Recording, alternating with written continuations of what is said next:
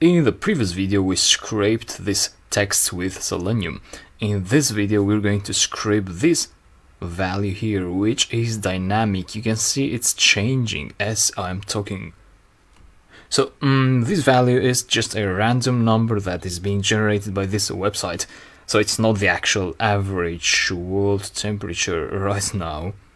But for education purposes, we can suppose that we can pretend this is some real world value, right? And we want to scrape that. Later on, we're going to scrape that every 5 seconds or so and store that value in a text file. So each value is going to be inside a text file, or you could also add it in the same text file. So create a table, a row containing each value. But for now, we're just going to scrape one single value one time. So let's do that. I'm going to fork this REPL, so to duplicate it, the previous one, since most of the code is the same. So what do we have to change here? Well, I think we have to change the value, so the XPath.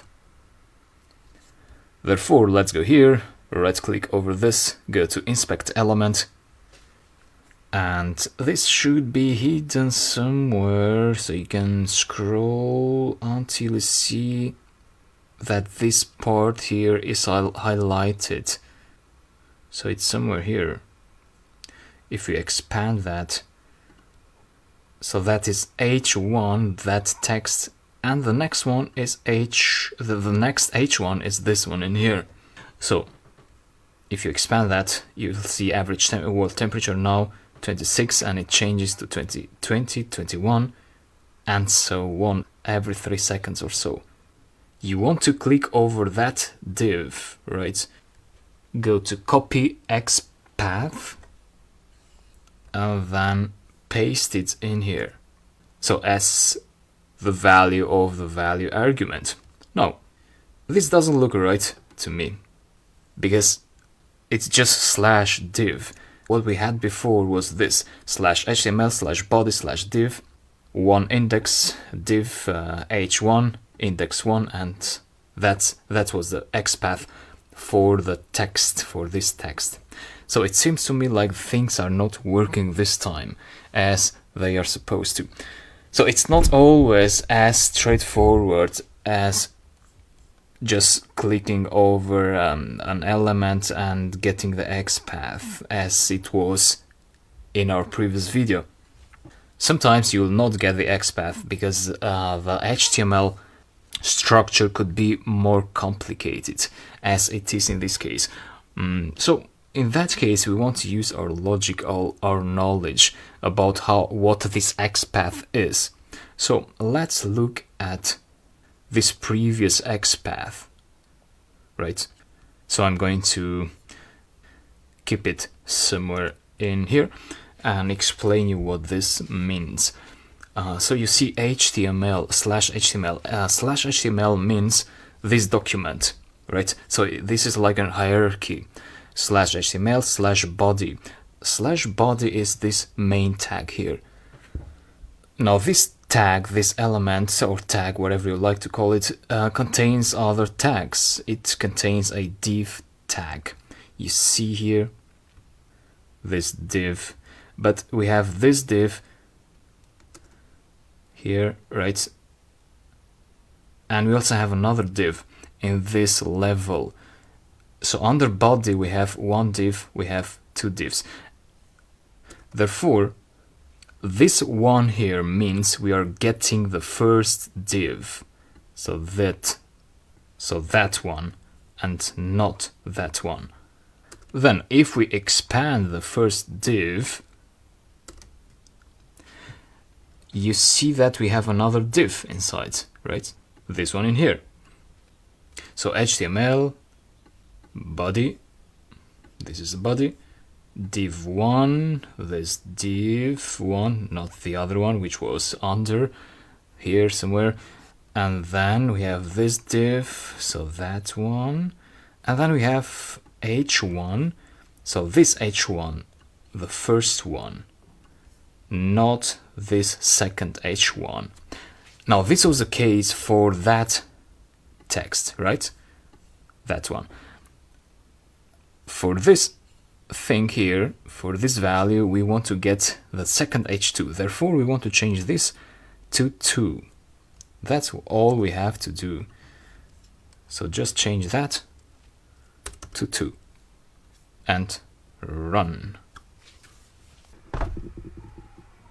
And as we wait for the execution to finish, I'd like to give you a tip. So if you don't want to use this hard way of finding out the XPath of an element as we did here, so we tried to use some logic, some thinkings of the hierarchy, how it works. So if you want an easier way, you should use Google Chrome browser.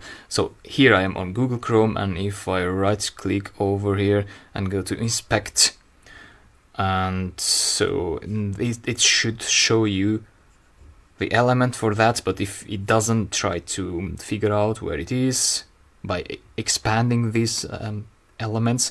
And then, so this is the one, right? H1, the second H1. And then you want to right click and go to copy, and then go to copy full XPath, not copy XPath. So copy full XPath. And let's see now what I have on my clipboard. You see, it's the same XPath that we constructed manually ourselves. So Google Chrome is an easier option. Let's go back to REPL now to see if the script has finished running.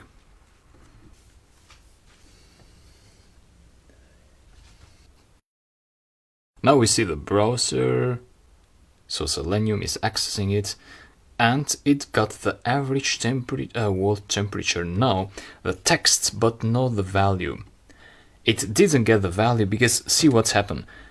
When we just load the browser, after about 2 seconds the value appears, so it's not appearing immediately.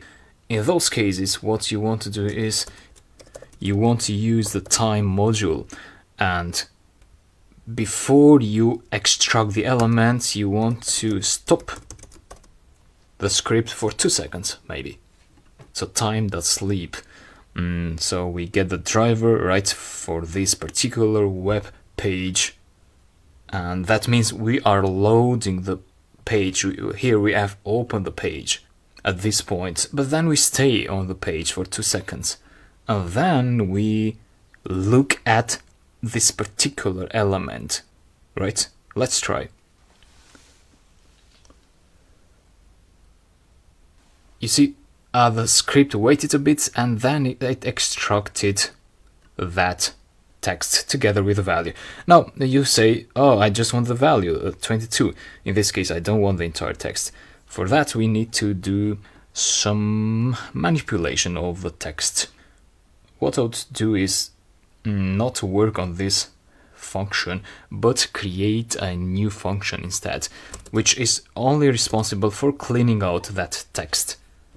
So you could write that function somewhere in here, define clean text perhaps, and so this gets as input maybe a text parameter, and let's give it a docstring, so an explanation what this function does. Extract only the temperature from text with triple quotes, and then the output is going to be text dot. So what can we do? How can we split this? Yeah, we can split it using a split method.